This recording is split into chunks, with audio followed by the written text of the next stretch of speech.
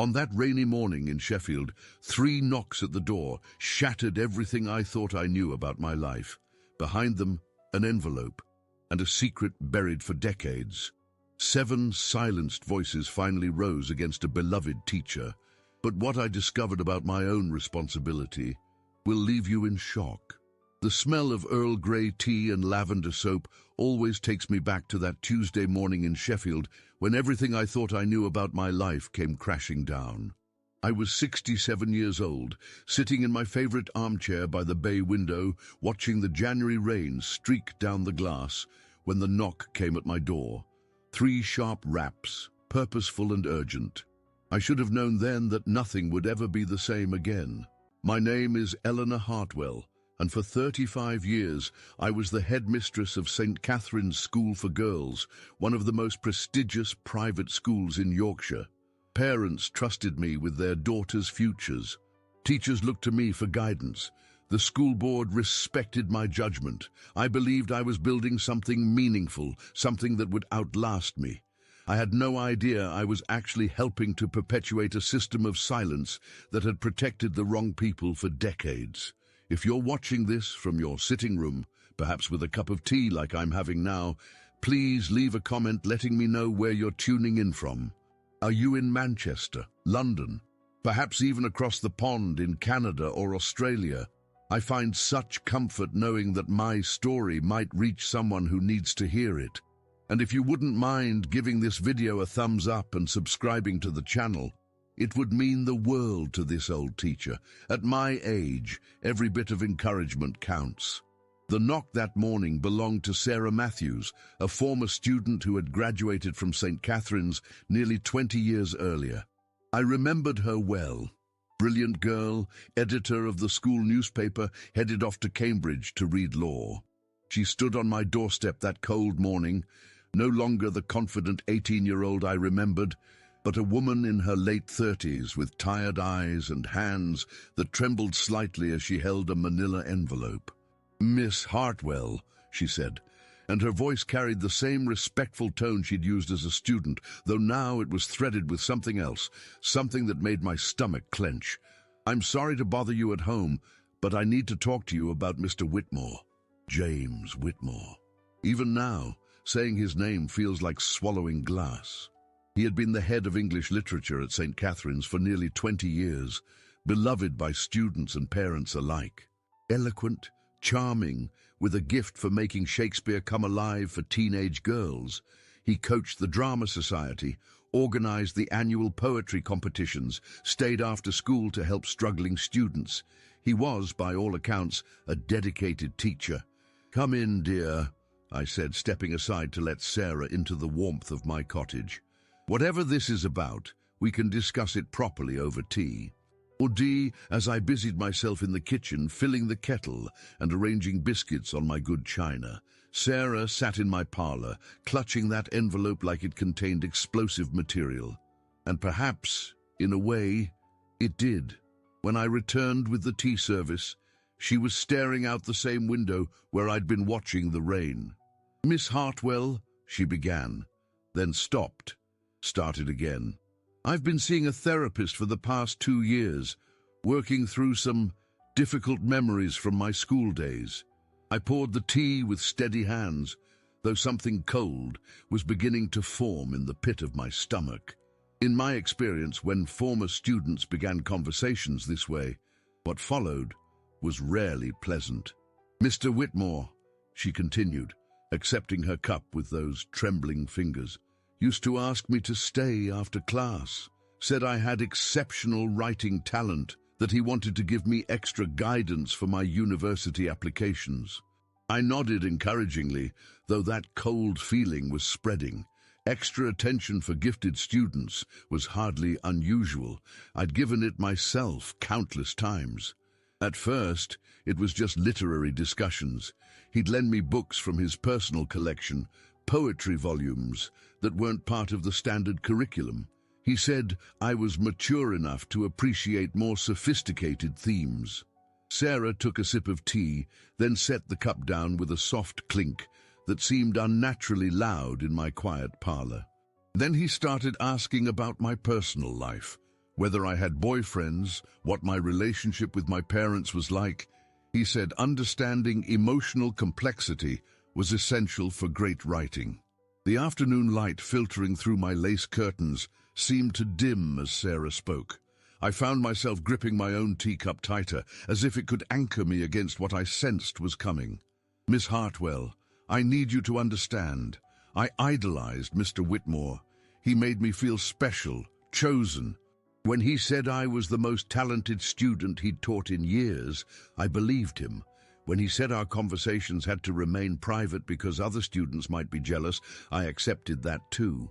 She opened the envelope then, extracting a sheaf of papers that looked official, formal, legal. I'm not the only one, she said quietly. There are 7 of us now who've come forward.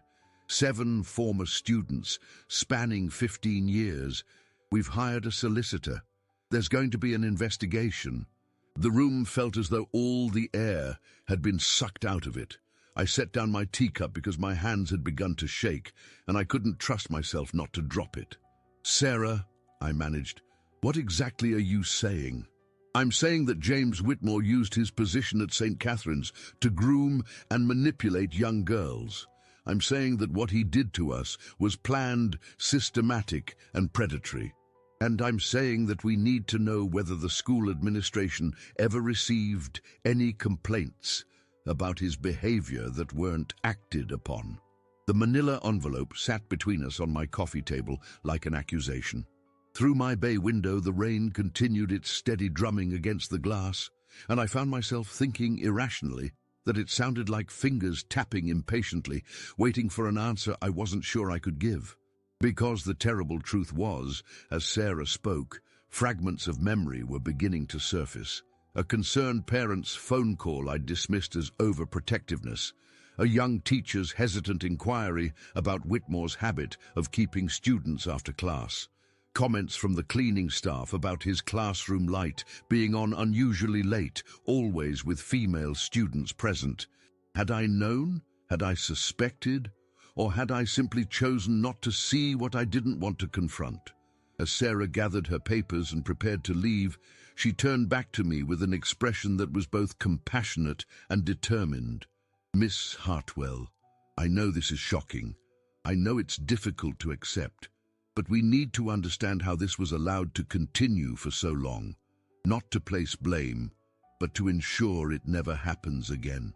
Ardeen, after she left, I sat in my armchair until the winter darkness fell, staring at the spot where that envelope had rested, wondering how many other envelopes, how many other Sarah Matthews might be out there in the world, carrying secrets that could unravel everything I thought I'd built. The weeks following Sarah's visit passed in a blur of sleepless nights and careful retrospection. I found myself combing through decades of memories, searching for signs I might have missed, clues I should have recognized. My cottage, once a sanctuary of retirement tranquility, now felt like a witness box where I was both judge and defendant. Eleanor Margaret Hartwell. That's my full name, though most knew me simply as Miss Hartwell. Born in Sheffield in 1957, the daughter of a steelworker and a seamstress who believed education was the only ladder out of working-class limitations. I was the first in my family to attend university, graduating from Leeds in 1979 with a degree in education and a burning desire to shape young minds. My early teaching years were spent in comprehensive schools, working with children who reminded me of myself, bright but disadvantaged, hungry for opportunities their circumstances rarely provided. I believed then, as I still do, that education could transform lives. It was this conviction that eventually led me to St.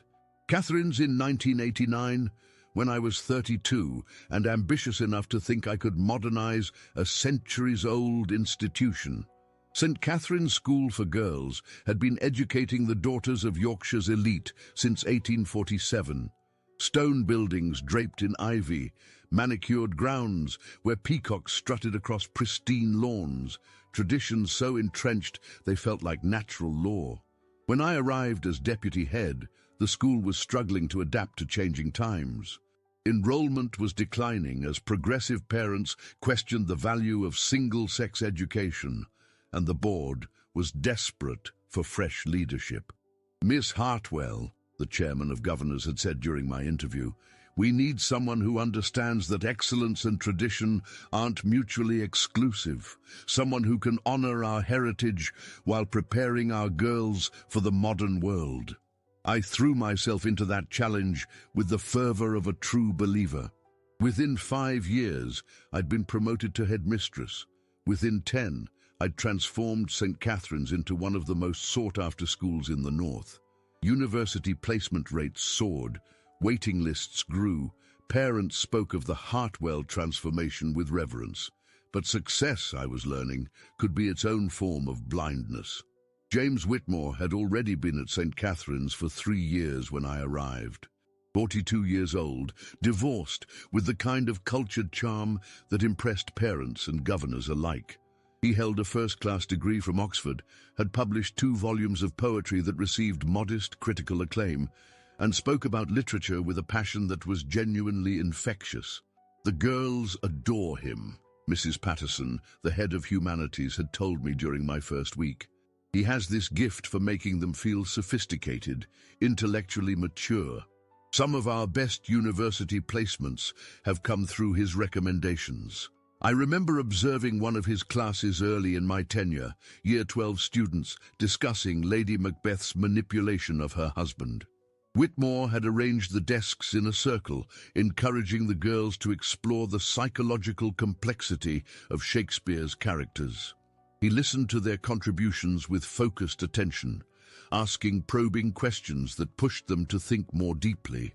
"Excellent insight, Olivia," he'd said to one student. "You've identified something that many university professors miss.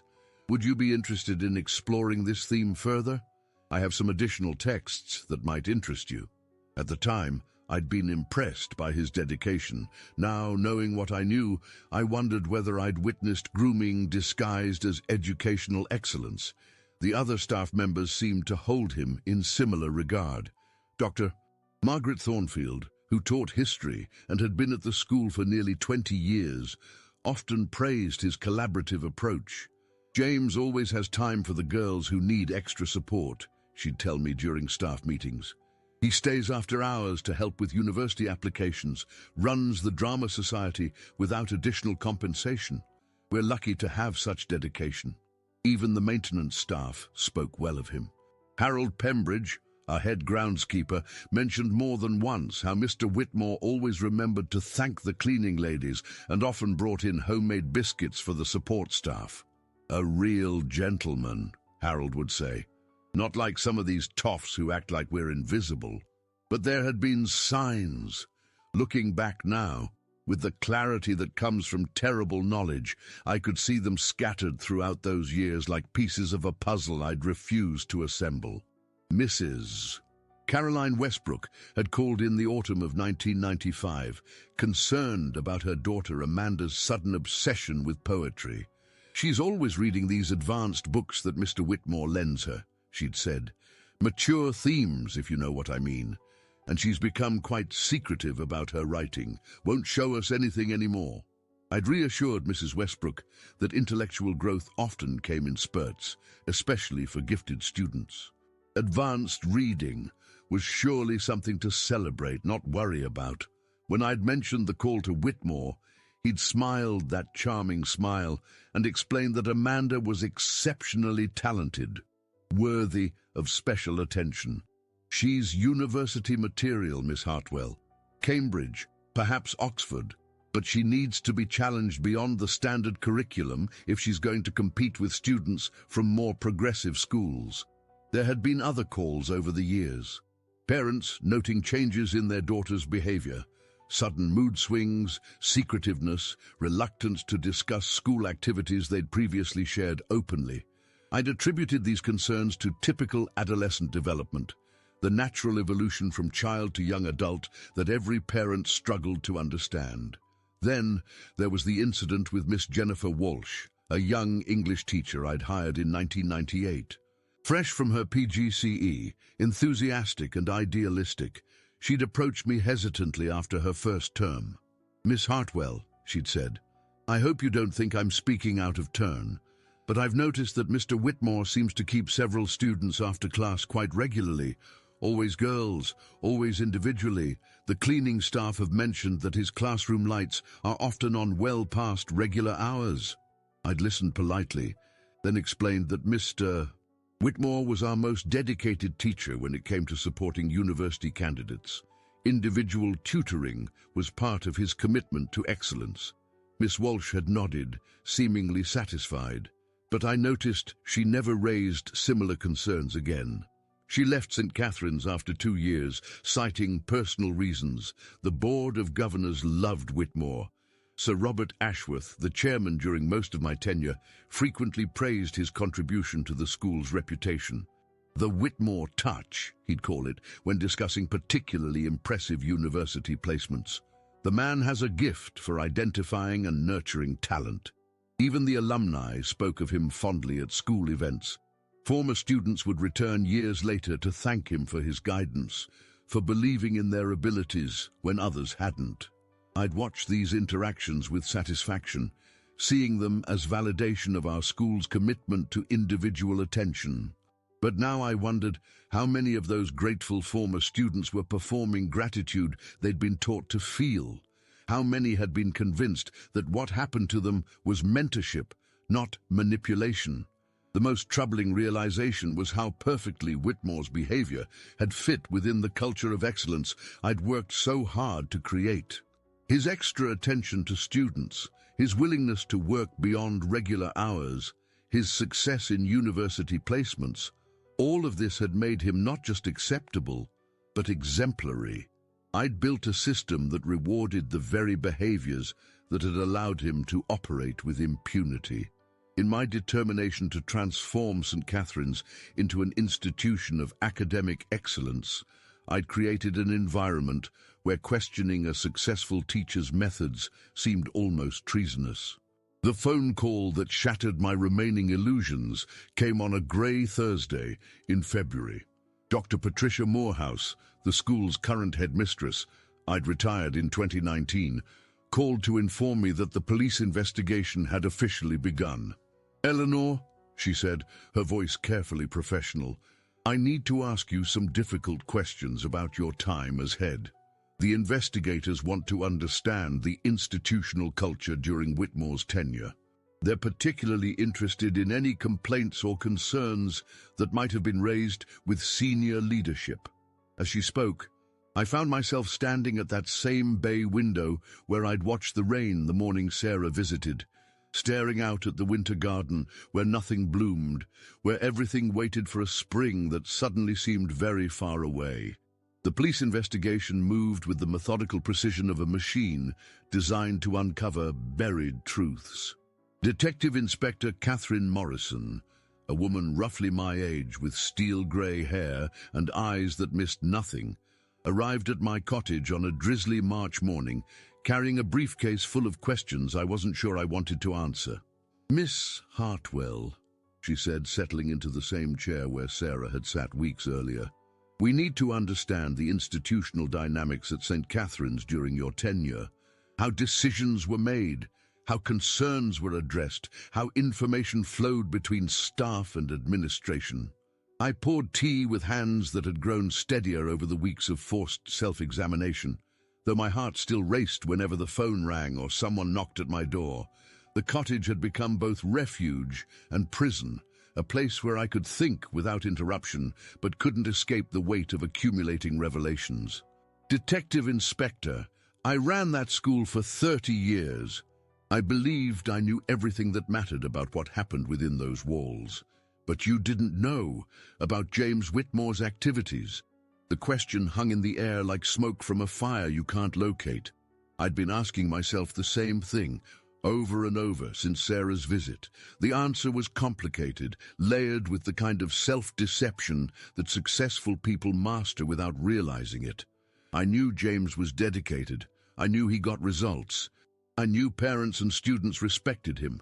What I didn't know was that this very success might have been masking something terrible.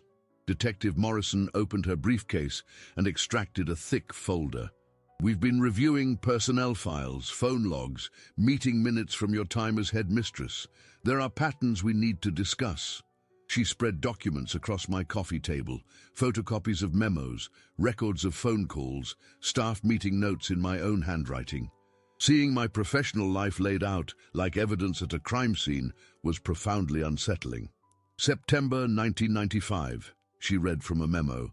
"Note from you to Mr. Whitmore regarding appropriate boundaries with students seeking additional academic support." Do you remember writing this? I did remember, though I'd buried the memory so deeply it felt like recalling someone else's dream. Amanda Westbrook's mother had called twice that month, and I'd felt obligated to address her concerns, however diplomatically.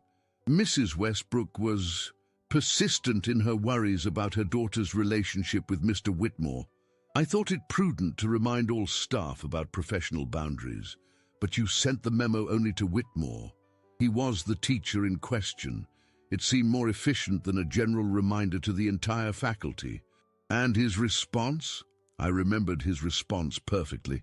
He'd knocked on my office door the next morning, that charming smile firmly in place, expressing gratitude for my thoughtfulness in bringing the matter to his attention.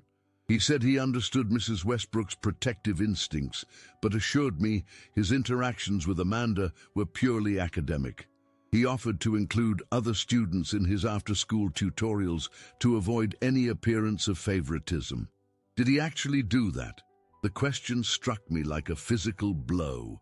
I realized, with dawning horror, that I'd never followed up. I'd accepted his assurance and moved on to the dozens of other issues that demanded my attention as headmistress. I assumed he would. Detective Morrison made a note, then continued through the documents. Phone logs showing concerned parent calls that I'd handled personally, staff meeting minutes where Whitmore's name appeared repeatedly in connection with student support initiatives, budget approvals for drama society activities he supervised. March 1998, she read. Parent complaint about daughter's inappropriate attachment to Mr. Whitmore. Your response was to schedule a meeting with the school counselor to discuss typical adolescent admiration for inspiring teachers. I remembered that call too. Mrs. Jennifer Hartley worried that her daughter Sophie was developing what seemed like romantic feelings for her English teacher. The girl had been writing poetry about unrequited love, staying after school for drama rehearsals that seemed to run unusually late. Adolescent crushes on teachers are common, I said, though my voice sounded weak even to my own ears.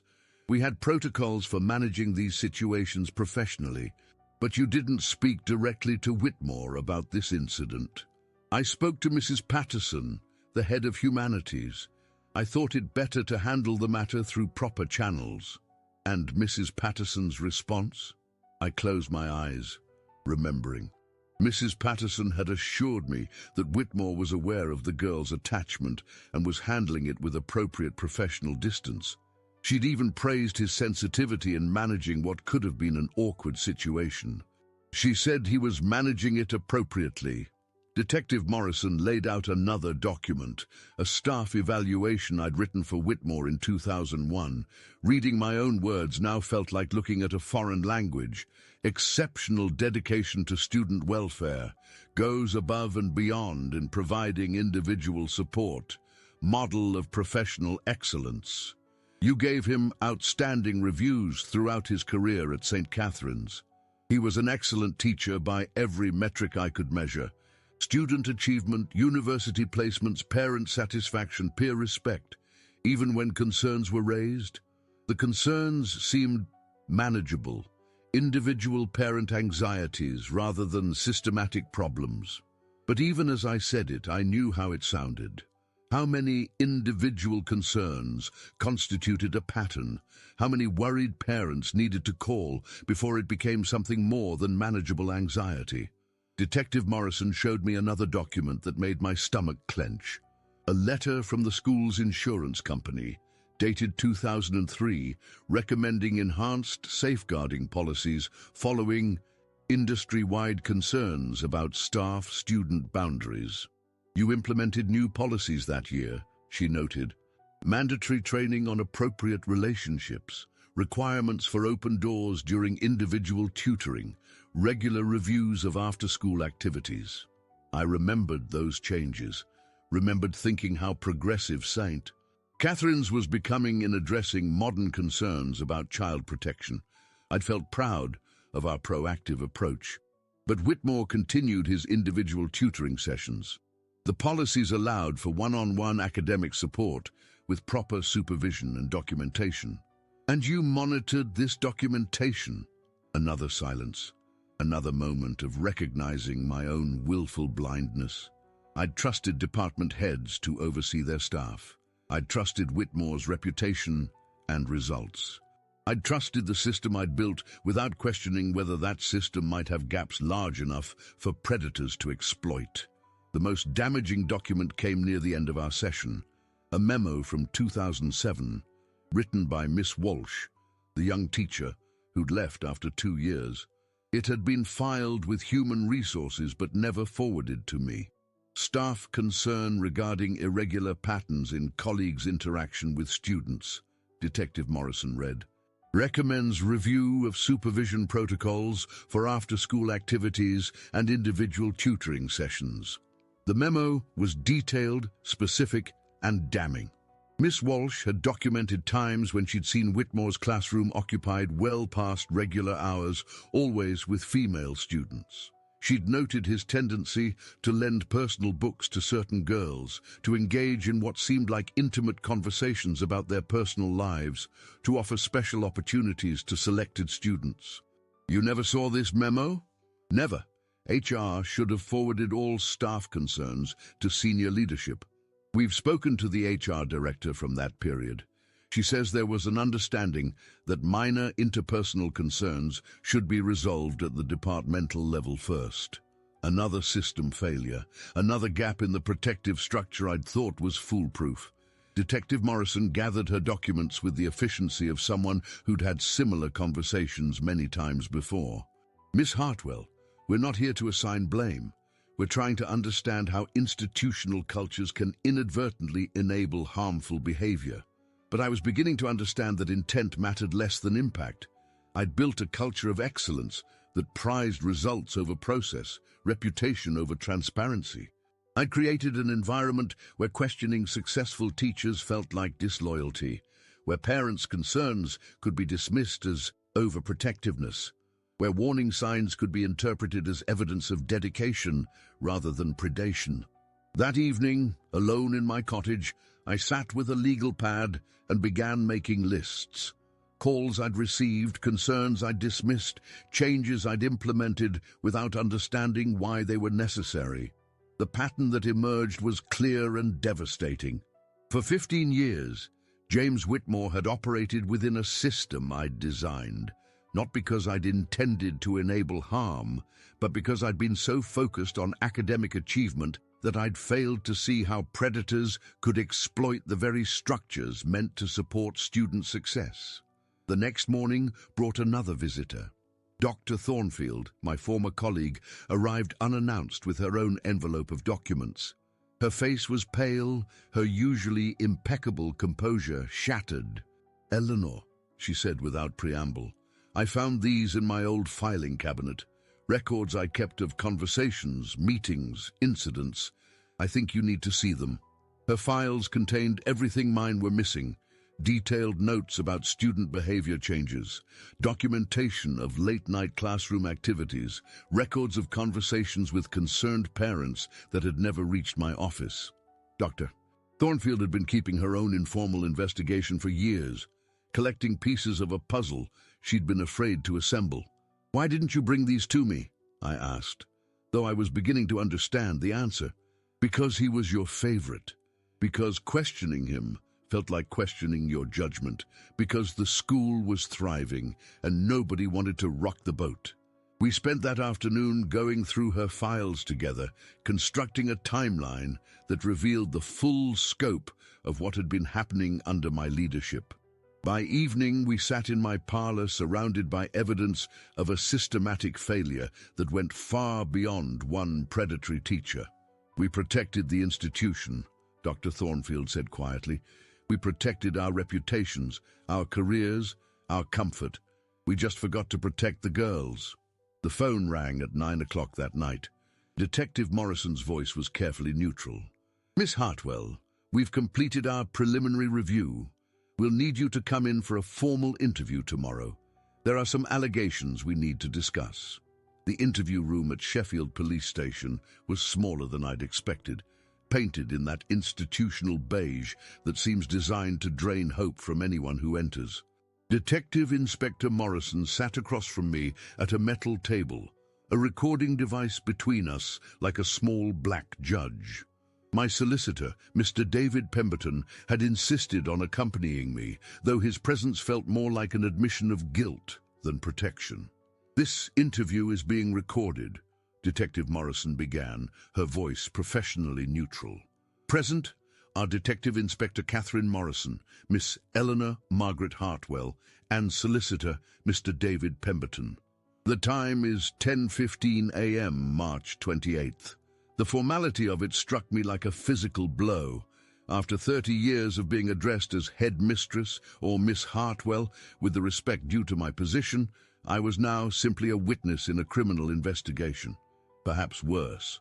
Miss Hartwell, we need to discuss specific allegations that have emerged during our investigation. These concern your knowledge of and response to complaints about James Whitmore's conduct with students. She opened a file that seemed to contain the entire history of my professional life. Documents I recognized, documents I'd never seen, photographs of people whose faces I knew but whose stories I was only beginning to understand. Sarah Matthews has provided a detailed statement about her experience at St. Catherine's.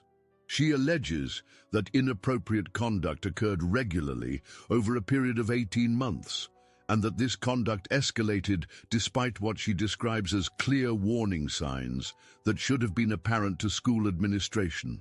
The words hit me like stones. Clear warning signs should have been apparent. The language of institutional failure, of leadership negligence. Detective Inspector, I want to be absolutely clear. I had no knowledge of any inappropriate conduct. If I had known, I would have acted immediately. But you did receive complaints about Mr. Whitmore's behavior with students? I received expressions of concern from some parents, nothing that suggested criminal activity. Let's examine those expressions of concern. She laid out a timeline that made my blood run cold. September 1995, Mrs. Westbrook's calls about Amanda's secretive behavior and advanced reading materials. March 1998, Mrs. Hartley's worry about Sophie's inappropriate attachment. November 2001, Mrs. Davidson's concern about her daughter's sudden personality changes after joining the Drama Society. May 2004, Dr. Williams expressing worry about his daughter's reluctance to discuss her individual tutoring sessions. 4 separate families spanning 9 years, all expressing concern specifically about their daughter's interactions with the same teacher. What pattern do you see in this timeline? The pattern was unmistakable, devastating in its clarity, but at the time, spread across years and seen individually rather than collectively, each concern had seemed manageable, explicable, routine. I see parents being protective of their daughters, I said, though my voice lacked conviction. I see normal adolescent development being misinterpreted. Or you see a headmistress who chose not to see what she didn't want to confront. The accusation hung in the air like smoke. Mr. Pemberton shifted uncomfortably beside me, and I wondered if he too was beginning to question whether I was victim or enabler. Detective Morrison opened another file. We've interviewed 7 former students who have made allegations against James Whitmore. Their experiences span 15 years, from 1993 to 2008. Would you like to know what they have in common? I nodded, though I dreaded the answer. They were all academically gifted. They all received individual attention that began as educational support. They all describe a gradual erosion of boundaries that left them confused about what was appropriate, and they all believed at the time that they were special, chosen for opportunities other students weren't offered. Each word felt like a nail being driven into my professional coffin. The girls I'd thought we were nurturing, the special attention I'd praised as evidence of dedicated teaching, the individual opportunities I'd celebrated as examples of educational excellence, all of it had been perverted into something unrecognizable. These students have described a pattern of grooming that relied on the institutional culture at St. Catherine's. The emphasis on academic achievement, the respect for teacher authority, the discretion expected from families who paid substantial fees for their daughters' education. Are you suggesting that I created an environment that enabled abuse? I'm stating that the culture you cultivated made it difficult for students to recognize inappropriate behavior and almost impossible for them to report it. She was right, and the recognition hit me like a physical blow. I had created that culture, carefully and deliberately, the emphasis on excellence that made questioning successful teachers feel like disloyalty, the respect for authority that taught girls to accept adult guidance without question, the discretion that protected the school's reputation at the expense of transparency. The most serious allegation, Detective Morrison continued, comes from Lucy Chen, who was a student from 2006 to 2008. She claims that she reported inappropriate conduct directly to you during her final year. My heart stopped. Lucy Chen, brilliant girl, headed for Oxford, always serious and mature beyond her years. I remembered her coming to my office near the end of the autumn term in 2007, visibly distressed about something. I remember Lucy visiting my office. She seemed upset about her university application process. According to her statement, she told you that Mr. Whitmore had made her uncomfortable during individual tutoring sessions, that he had touched her inappropriately and made comments about her physical development that she found disturbing. The memory crashed back with nauseating clarity. Lucy had sat in the chair across from my desk, twisting her hands in her lap, struggling to find words for something that clearly distressed her. But what I remembered her saying was different, filtered through my own inability to hear what she was really telling me. She seemed anxious about disappointing her parents if she didn't get into Oxford. I thought she was stressed about academic pressure. She says she told you explicitly that Mr. Whitmore had touched her during a tutoring session, that you responded by saying she might have misinterpreted friendly encouragement. Had I said that? The conversation felt like trying to remember a dream, fragments of memory floating in a fog of willful misunderstanding.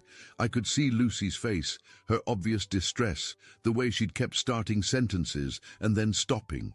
Had she been trying to tell me something I'd refused to hear? I thought she was describing normal teacher-student interaction that she'd misunderstood.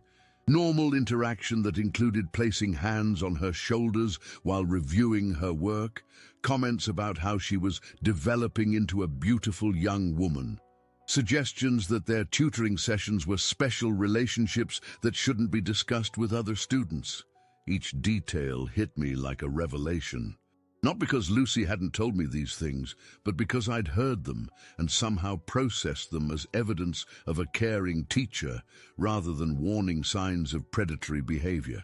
According to Lucy's statement, when she left your office that day, she felt that her concerns had been dismissed. She never spoke to another adult about Mr. Whitmore's conduct.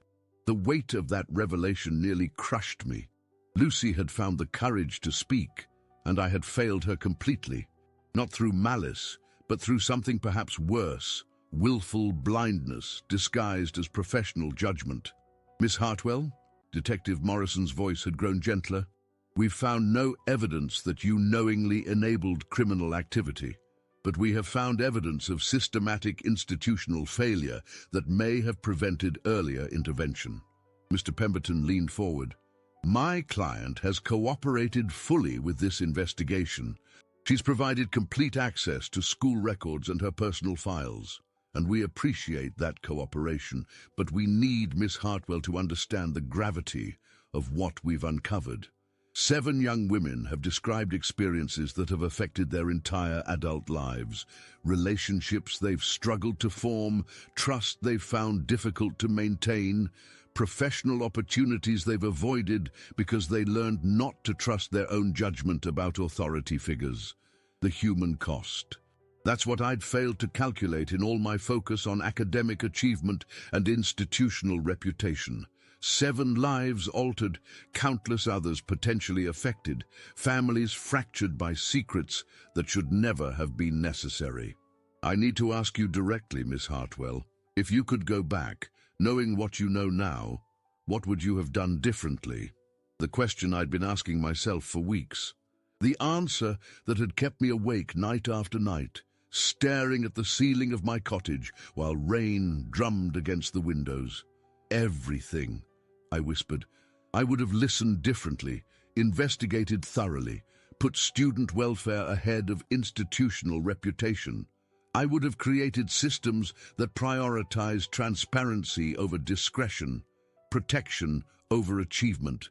And James Whitmore?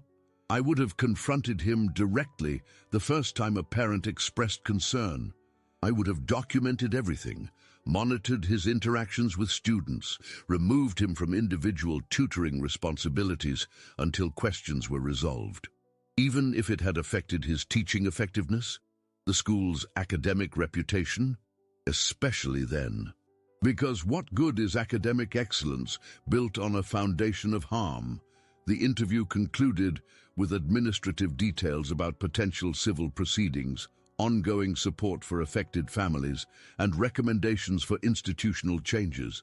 But as I sat in that beige room, surrounded by the wreckage of my professional legacy, I understood that the real reckoning was just beginning. The drive home from the police station felt like traveling through a landscape I no longer recognized. Sheffield's familiar streets, where I'd lived and worked for decades, now seemed foreign, as if the revelation of my failures had somehow altered the physical world around me. Mr. Pemberton had offered to accompany me home, but I declined. Some reckonings must be faced alone. My cottage, when I finally reached it, felt different too. The books lining my shelves, many of them educational theory, school administration guides, volumes on child development, now seemed like artifacts from someone else's life. Had I really spent 30 years believing I understood how to protect children, while so catastrophically failing the very girls I'd been trusted to safeguard? The phone had been ringing when I walked through the door. Messages from journalists, former colleagues, parents of students I'd taught decades ago. Word of the investigation was spreading, and with it, the disintegration of everything I'd spent my career building. Miss Hartwell, this is Rebecca Thornton from the Sheffield Star. We'd like to give you an opportunity to comment on the allegations surrounding St. Catherine's. Eleanor, it's Margaret Thornfield. I've been contacted by several newspapers. We need to discuss how to handle this. Miss Hartwell, this is Janet Morrison, not the detective. I'm Amanda Westbrook's mother. I think we need to talk. I turned off the answering machine and sat in my armchair, watching the afternoon light fade through windows that had once framed a peaceful retirement view. Now they seemed to show a world where I was no longer welcome, where my name would be forever associated with institutional failure and damaged lives. The first letter arrived 2 days later, handwritten on lavender stationery, the return address unfamiliar, but the surname one I recognized from old school records. Dear Miss Hartwell, it began, my name is Emma Patterson. I was Emma Richards when I attended St. Catherine's from 1999 to 2001. I've been following the news about Mr. Whitmore, and I wanted you to know that you saved my life. I read those words 3 times before they made sense. Saved her life? When I'd apparently failed so many others? The letter continued. During my 2nd year, I developed what I now understand was an eating disorder. I was struggling with family pressures, academic expectations, and what I thought was a romantic attachment to Mr. Whitmore. He was paying me special attention, keeping me after class to discuss my poetry, lending me books about complex emotional themes. My hands began to tremble as I read. Another student, another pattern I should have recognized. But you noticed something was wrong. You called my parents in for a meeting, arranged for me to see the school counselor, and most importantly, you quietly reassigned me to Mrs. Patterson's advanced literature class. At the time, I was devastated. I thought you were punishing me for something. Now I realize you were protecting me. I set the letter down and walked to my filing cabinet, pulling out the personnel records I'd brought home when I retired. Emma Richards. Yes, I remembered her. A talented writer, but increasingly withdrawn during her second year. Parents had been concerned about her weight loss, her obsessive studying habits. I'd thought she needed academic pressure relief, not protection from a predatory teacher. I don't know what you saw or suspected, Emma's letter concluded, but your intervention changed the trajectory of my relationship with Mr. Whitmore before it could develop into something harmful. I wanted you to know that sometimes you got it right, even if you didn't know why. The letter should have comforted me, but instead it highlighted how random my successes had been. I'd helped Emma by accident, through instinct rather than understanding. How many others might I have helped if I'd been more aware, more systematic, more willing to see what I didn't want to confront? More letters followed over the next weeks, some from former students expressing support, others from parents demanding explanations.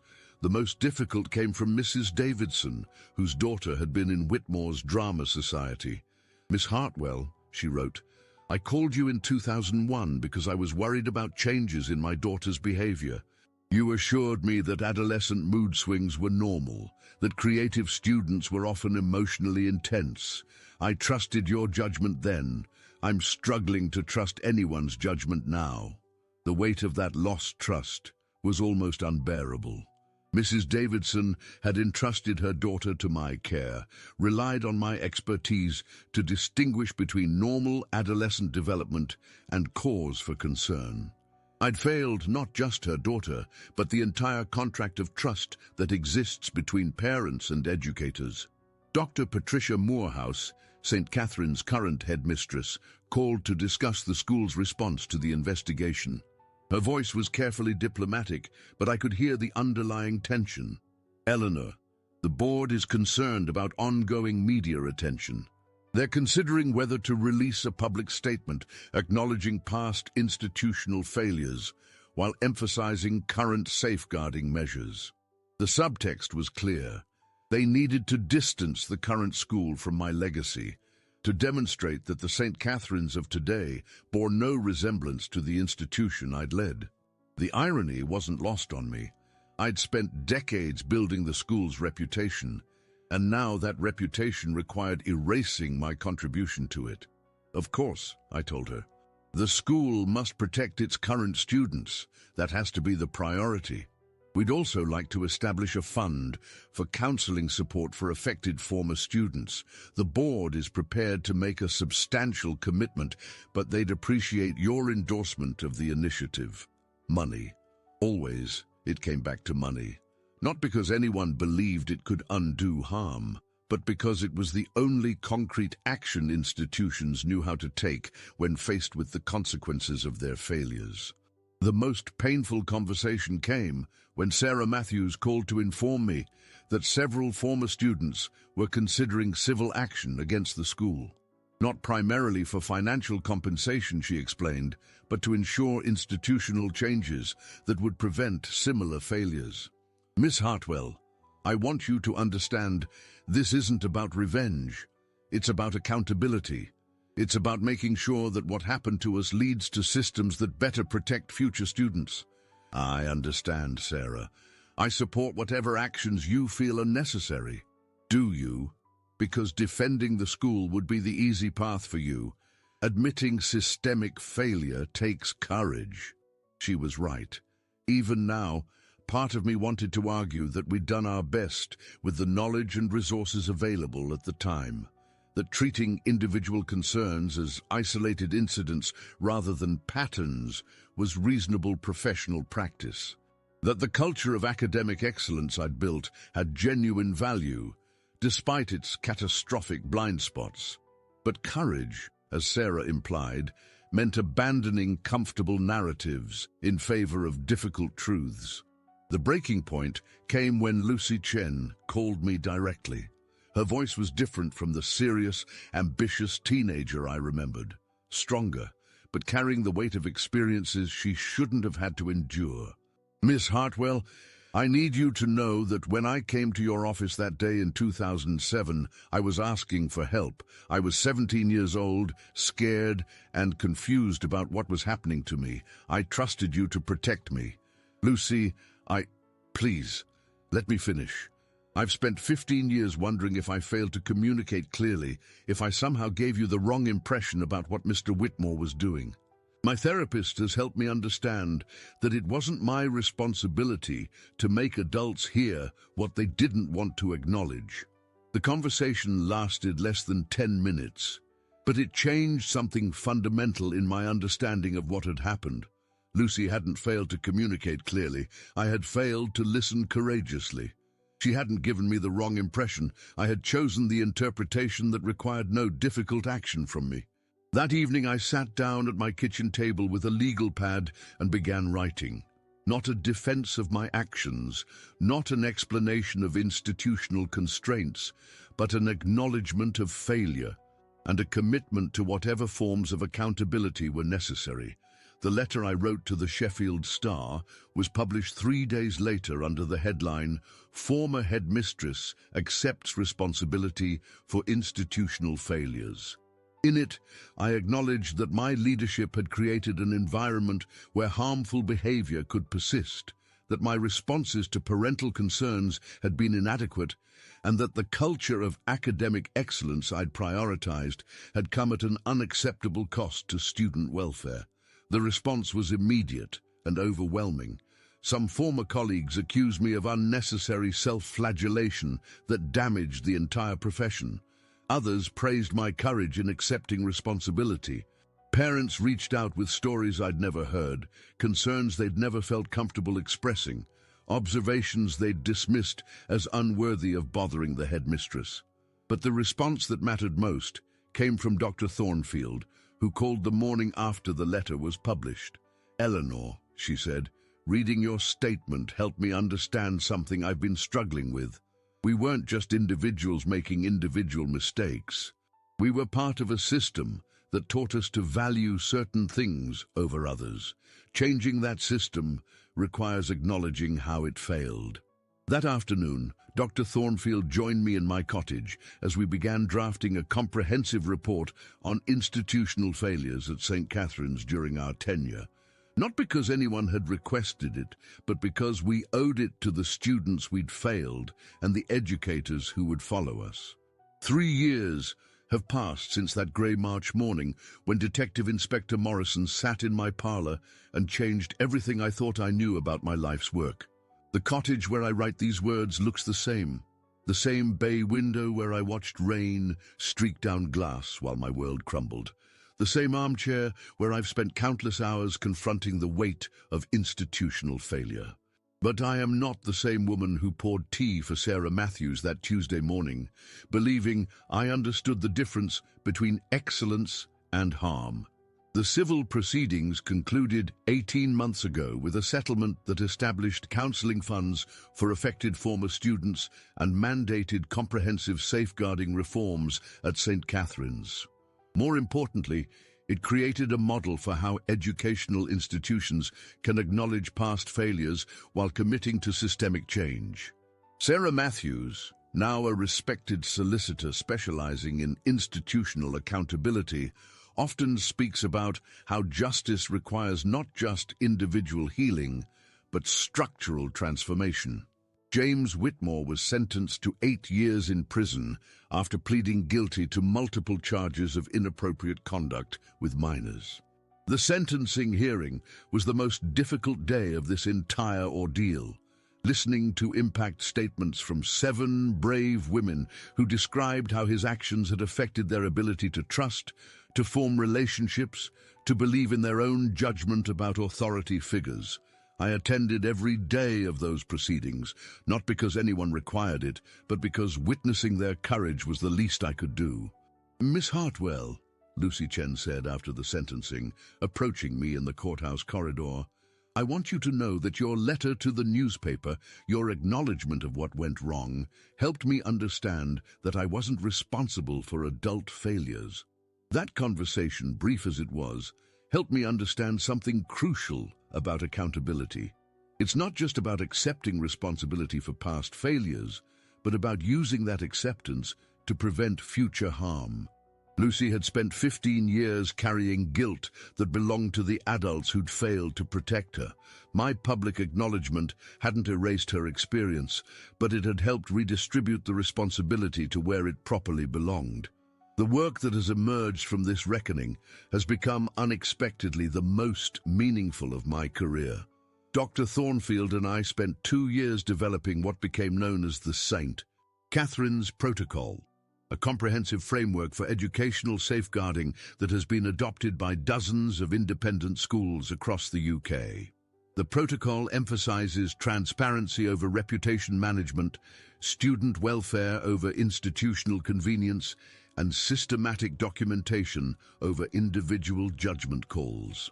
Eleanor, Margaret Thornfield said during one of our working sessions, we're finally doing what we should have been doing all along, putting children first. She was right. For all our good intentions, we'd spent decades putting institutional needs first and calling it educational excellence. The protocol includes mandatory training that I now deliver to school administrators across the country. Standing in lecture halls, facing audiences of head teachers and governors, I tell them the story of my own failures with an honesty that initially terrified me but has become liberating. The most powerful part of these presentations is always the same, the moment when I acknowledge that every administrator in the room is capable of the same blind spots, the same systematic failures that allowed harm to persist under my leadership. The question isn't whether you're a good person with good intentions, I tell them. The question is whether your systems are robust enough to protect children even when good people make poor judgments. These presentations are difficult, reliving my failures in front of professional peers, watching faces in the audience register recognition of their own potential blind spots. But they're also essential. Every head teacher who leaves one of these sessions with a deeper understanding of how institutional culture can enable harm is a victory for the students in their care. The personal cost of this accountability has been significant. My reputation in educational circles is forever changed. Some see me as a cautionary tale, others as someone who demonstrated unusual courage in facing difficult truths. Several old friends have distanced themselves, uncomfortable with my public acknowledgement of failure. I understand their discomfort. Before this experience, I too believed that admitting institutional failure was tantamount to professional suicide. But isolation has been balanced by unexpected connections. I regularly correspond with other educators who face similar challenges, administrators who've discovered safeguarding failures in their own institutions and needed guidance on how to respond with integrity. These conversations, painful as they often are, have created a small but growing community of professionals committed to prioritizing child welfare over institutional reputation. The most meaningful letter I received came from Amanda Westbrook, the student whose mother's persistent concerns in 1995 had prompted my first, inadequate, response to questions about Whitmore's behavior. Amanda, now a child psychologist, wrote to tell me that our conversation about parental concerns had influenced her career choice. Miss Hartwell, she wrote, watching my mother struggle to be heard when she raised concerns about my experience taught me how important it is for adults to listen to children and believe them. Your eventual acknowledgement that my mother's concerns were valid helped heal something in our family that had been broken for years.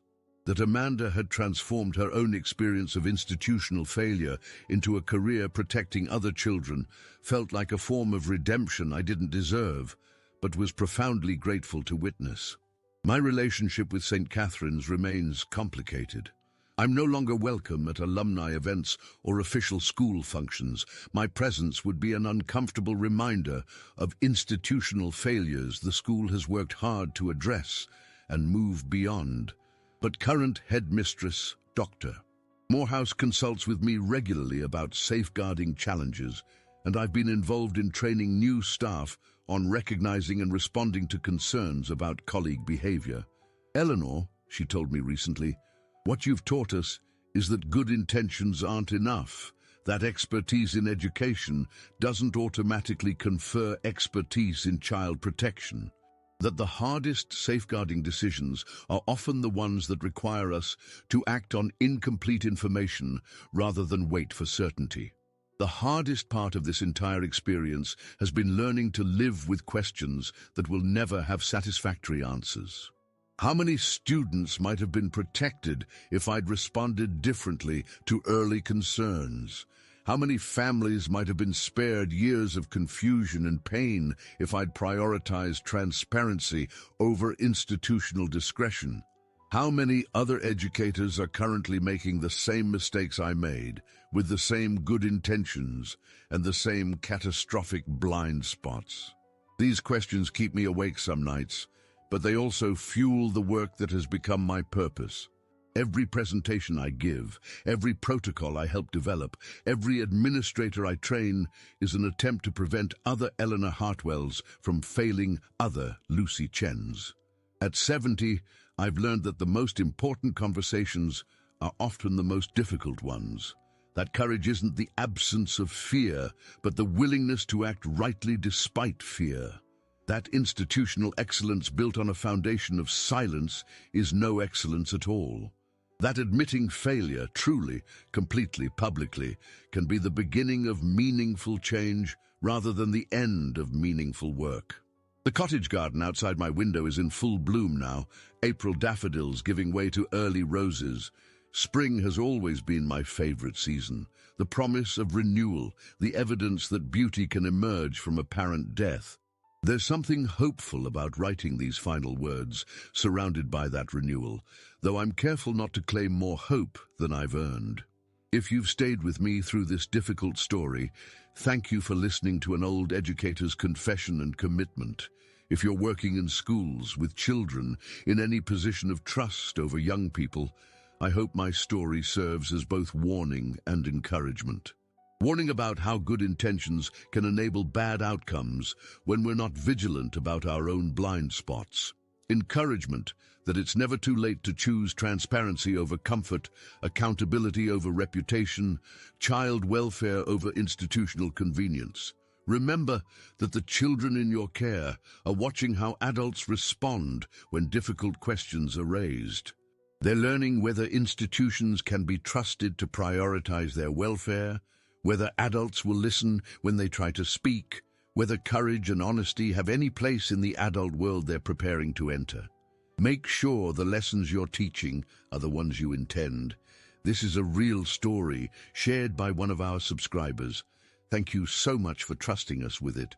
If you also have a story you'd like to share, please write in the comments.